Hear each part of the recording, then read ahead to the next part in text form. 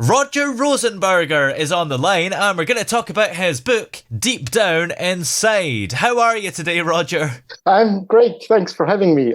Looking forward to your questions. So what was it that inspired you to write this book? Pure hubris, to be honest. No, I remember I loved Dante's Inferno, actually the whole Divine Comedy, to be honest. So I thought there would be a fun way to use this setting. But since a lot of the characters in there are like Italian people from the 13th century, nobody might get what it's all about. So I thought there would be a fun way to use the levels of hell as he uses it in his book and replace these characters with contemporary horror monsters and characters which symbolize these struggles. So it's more accessible to a modern audience. Despite that, we still have a fascination with history, don't we? So do you think that even if you did make it set in the 13th century, it would still work? Yeah, I guess. I mean, because the way he writes it, even if you don't know this specific politician from Italy from that time, he still writes it in a well enough way that you understand why he's there and what his struggle is and why he's punished in this or that way. So, yeah, you might not know the biography of every single character, but you understand who he is. But I thought, I love movie monsters, so I'd give it a little update. Yeah. And have you always loved the horror and thriller genre? Yes, absolutely. And no, not at all. When I was a little kid, I was always fascinated by stuff that scared me, like sharks and stuff, and which is easy because as a kid I was scared of everything. So I love to watch like children's movies with quote unquote monsters in them. I was totally scared, but I loved the experience. So how was the writing process on this book? I did a lot of outlining, like brainstorming about, okay, which sort of monsters do I want to use? How do I represent them in each level therein?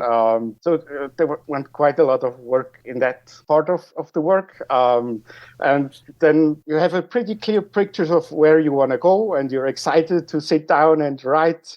And, once you write the first draft, you think, oh, wow, this is the greatest thing ever. And once you read through it later again, you think, oh, my God, what was I thinking? And you know why Hemingway said the first draft of everything is shit. So, you rework stuff, finalizing. And then while working on a further draft, actually, the best thing that could have happened.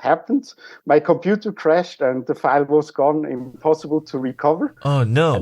I know that doesn't sound too good for now, but after a certain kind of draft, you just start to rewrite certain sentences. But now that I had to start from page one again, it gave me a lot of liberty to this scene I can completely change, and these characters I can combine in one.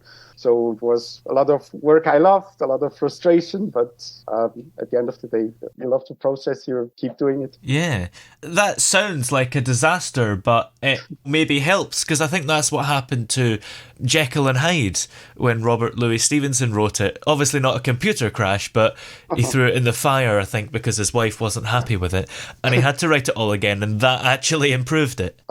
Yeah, not that I know the person, in person, but Spielberg said the shark in Jaws didn't work so many days, which made the movie way better for him because he would have shown way too much of the shark and therefore he wouldn't be scary anymore.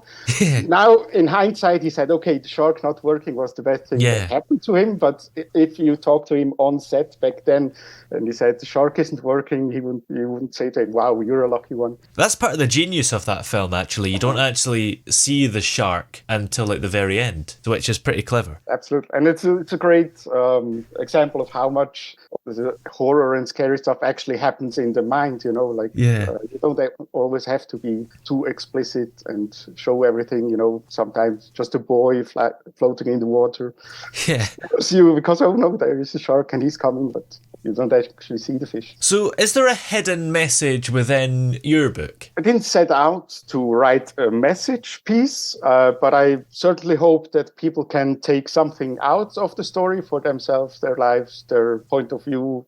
But what that is, I would leave up to them, because if I told you now, it would spoil the fun of reading the book, getting into the adventure of the story. And what's coming up next for you? Are you thinking of turning this book into a series? At first, actually, no. But, during the process, you kind of fall in love with the characters, and I could see myself working with them again.